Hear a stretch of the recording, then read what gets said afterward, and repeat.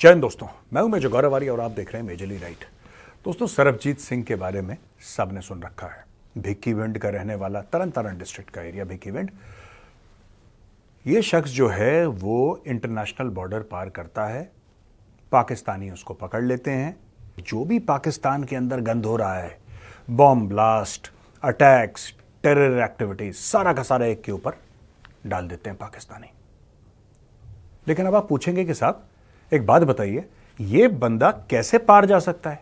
उधर तो पूरा फेंस बना हुआ है, उधर पूरी बीएसएफ लगी है, और ऐसा नहीं, हजारों दर हजारों की तादाद में बीएसएफ लगी है, लाखों की तादाद पे इंटरनेशनल बॉर्डर पे, वो कहीं पर भी हो। और पंजाब का बॉर्डर, इसमें तो डबल फेंस, ट्रिपल फेंस, बिजली के तार बीच में, कोई बंदा जा कैसे सकता है? कई इंडियंस ने मुझसे पूछा है। आज मैं आपको क्लैरिफाई करता हूं कि है क्या चक्कर है। दोस्तों, पहली बात तो यह है कि 1990 की बात है। तब उस जमाने में इस प्रकार का फेंस नहीं हुआ करता था। आप थोड़ा सा कॉन्टेक्स्ट समझिए कि जो आज की तारीख में आप फेंस देख रहे हैं ना, ये उस जमाने में बना नहीं था वैसा जैसा आपको और मुझे आज दिखता है। कई समय तक तो खुला था, सिर्फ बीएसएफ वाले चौकी से देखते रहते थे, 24 घंटे देखते रहते थे कि भाई कौन आ रहा है, कौन जा रहा है। ये फेंस बाद में बना। आज की तारीख में भी यह घटना हो सकती है, और वो कैसे, मैं आपको बताता हूं। ये जो फेंस बना है बीएसएफ का, ये बिल्कुल इंटरनेशनल बॉर्डर पे नहीं बना है।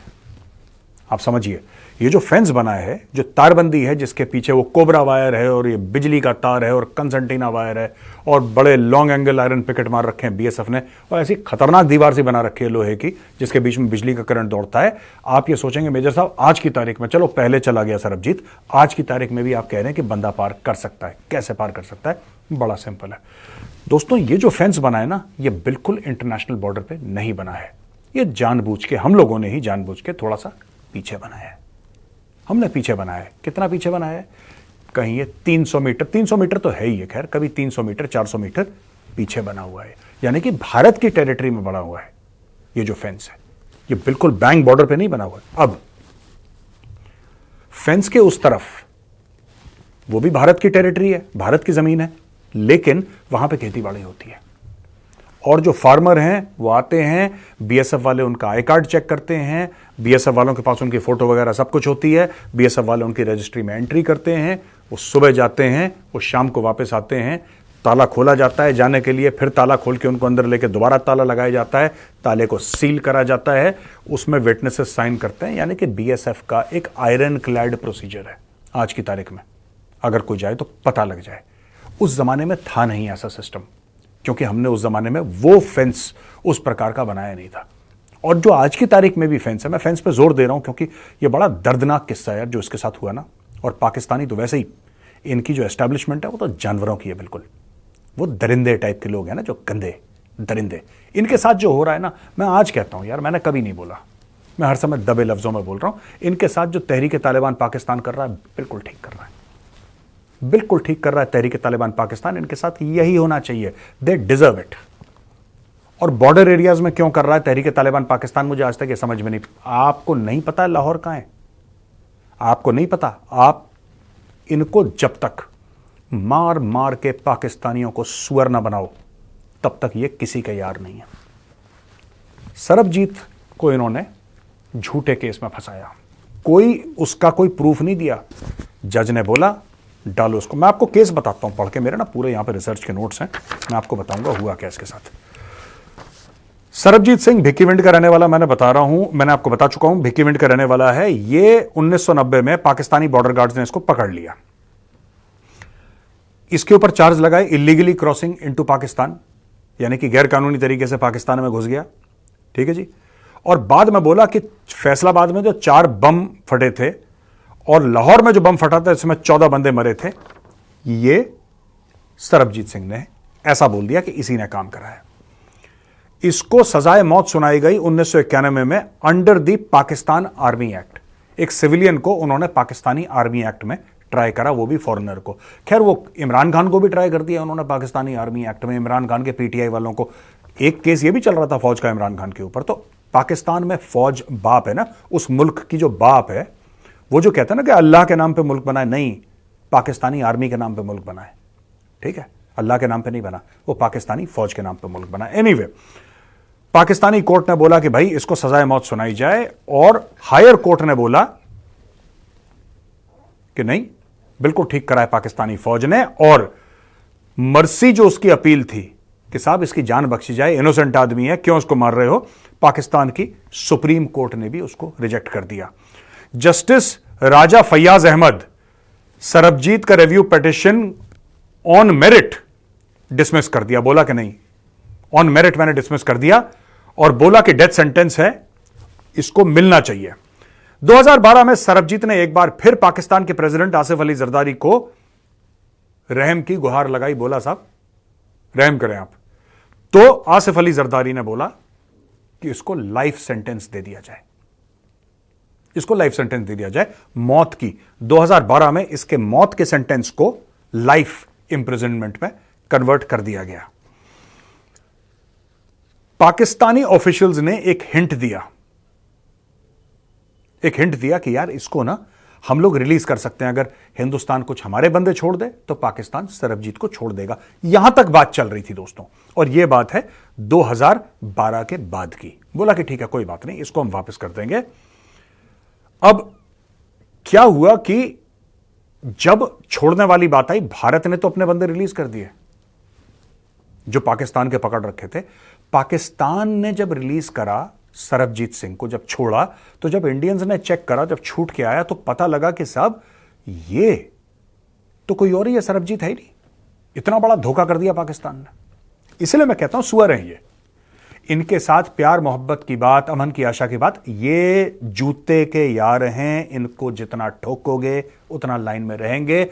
ये तुम्हारे पैरों में अपने नाक रगड़ते रहें, माथा रगड़ते रहें, रहम की भीख मांगते रहें, और फिर तुम पैर से एक ठुड्डा मारो इनके मुंह पे।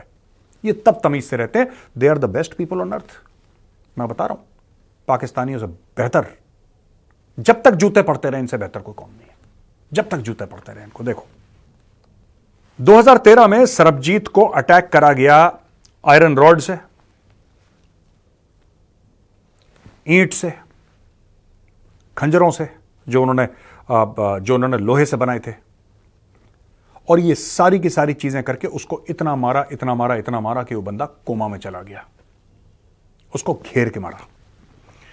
ठीक है जी। अ सिंगल जज commission of justice Mazhar Ali Akbar Naqvi, Lahore high court, देखो मैं फिर से आपको बताता हूं, कोर्ट लखपत जेल में उसको मार दिया, ये कोमा में चला गया। और जब भारत ने यह बोला, अब सुनना आप ध्यान से, जब भारत ने यह बोला कि इंडिया इसको ट्रीटमेंट के लिए हम लाना चाहते हैं, तो मना कर दिया। पाकिस्तान ने मना कर दिया। एक मरते आदमी की ट्रीटमेंट, जान बच जाती है उसकी, क्योंकि पाकिस्तान में तो खुद हॉस्पिटल है ही नहीं ढंग के। डिस्पेंसरी को थोड़ी सी बड़ी डिस्पेंसरी बना के उसको अस्पताल बोलते हैं। पाकिस्तान के तो डॉक्टर भी दिमाग से पैदल हैं, फारिग हैं। ये बंदा आ जाता है इंडिया, इसकी जान बच जाती, जैसे पाकिस्तानी खुद आते हैं। मैं होता ना भाई साहब, मैं पाकिस्तानियों का बैन कर देता इंडिया में घुसने का। और हमारे बेशरम बॉलीवुड वाले कहते हैं तुम गाना गा लो, एक्टिंग कर लो। ये बेशरम लोग हैं। और कुछ कुछ हमारे क्रिकेट वाले भी हैं, इनका बस चले तो बोलें कि नहीं आईपीएल में पाकिस्तानी आ जाओ। वो तो सरकार ने मना कर रखा है, धन्यवाद हमारी सरकार का, वरना ये लालची कौम यहां पे आ जाती तलवे चाटने के लिए, आईपीएल के पैसे लेने के लिए। एक सिंगल जज कमीशन बना जिसमें justice Mazhar Ali Akbar Naqvi, Lahore high court का, इसने इन्वेस्टिगेट करा सरबजीत को before the trial began at sessions court Lahore. 1 मई को सरबजीत सिंह मरता है, सिंगल जज कमीशन बैठता है और वो कहता है कि सबको छोड़ो, कोई प्रूफ नहीं है किसने मारा है सरबजीत को, कोई गवाह नहीं है, कोई सीसीटीवी नहीं है, पता नहीं कैसे मार दिया सरबजीत को। गुरजीत सिंह मान जी हैं। कौन है गुरजीत सिंह मान? ये head of medical panel of Amritsar medical college, ये डॉक्टर होंगे गुरजीत सिंह मान जी। गुरजीत सिंह मान जी ने लिखा है अपने हाथ से कि ये मेन एम था, जो सरबजीत का पोस्टमार्टम करा गया, भारत में पोस्टमार्टम करा गया, तब पता लगा कि साहब इसको जानबूझ के मारा गया है और इस पे कातिलाना हमला करा गया था। The face of the skull was completely smashed, rather it was in 2 pieces. यहां पे इतनी जोर से मारा कि खोपड़ा बीच में से फाड़ दिया, इसके दो हिस्से हो गए खोपड़े के इसके, और मैसिव हेड इंजरी से उसकी मौत हो गई। पाकिस्तान ने उसके मरने के बाद 36 आइटम भेजे 3 बक्सों में वापस। लेकिन उसमें उसकी जो पर्सनल डायरी थी जिसमें वो लिखता था, वो पर्सनल डायरी नहीं भेजी है। सरबजीत की जो बहन है उसने बोला है कि मैं चाहती हूं भारत सरकार वो डायरी वापस, इन्होंने जलावाला दी होगी डायरी, क्योंकि उसमें सब लिखा था, मुझे आज इतना मारा, इतने मेरे साथ परेशान करा, मुझे अकेले मिलके लोगों ने मुझे मारा, ये सब उसने लिखा होगा। तो अब उसमें जूते थे, वो सब थे, चश्मा वगैरह, और उसके अंदर कुरान भी थी। यहां पे भी पाकिस्तानी बाज नहीं आए। जो बंदा जेल में है, जिसको रोज मार रहे हैं, उसको भी कन्वर्ट करने की कोशिश कर रहे हैं। ये इतने जलील लोग हैं, ये इनके साथ बिल्कुल ठीक हो रहा है। मैं बता रहा हूं, तहरीक तालिबान पाकिस्तान, तुम और बलोच जो कर रहे हैं ठीक कर रहे हैं। और आज से आप लोग कहना शुरू कर दो दोस्तों, आज से कहना शुरू कर दो, टीटीपी को टीटीपी नहीं, they are Pashtun freedom fighters. Tehreek Taliban Pakistan ये पश्तून फ्रीडम फाइटर्स हैं। वो बलोच फ्रीडम फाइटर्स हैं, पश्तून फ्रीडम फाइटर्स हैं। ठोको इनको। तो दोस्तों, उनकी बहन का नाम लेता हूं, सरबजीत की सिस्टर है दलवीर कौर जी। दलवीर कौर जी ने बड़ी मेहनत करी अपने भाई के लिए, जाहिर सी बात है उनका भाई था, उन्होंने जान लगा दी। उनकी वाइफ सुखप्रीत कौर जी और उनकी 2 बेटियां स्वपनदीप और पूनम, 20 साल से ज्यादा इन्होंने मुहिम चलाई कि इनको वापस लेकर आए सरबजीत सिंह को। लेकिन पाकिस्तानियों ने जेल में एक निहत्थे बंदे को मार दिया। किसने मारा? आमिर सरफराज तांबा। आमिर सरफराज तांबा लश्कर तैयबा का बंदा।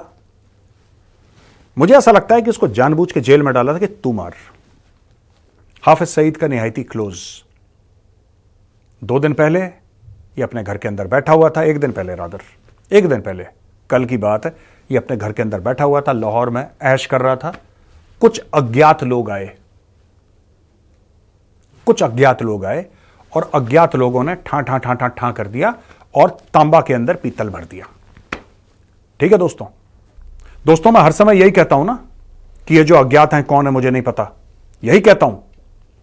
इस मामले में भी मैं यही कहूंगा कि अज्ञात कौन है मुझे नहीं पता। लेकिन अगर यह काम हमने करा है तो फक्र है।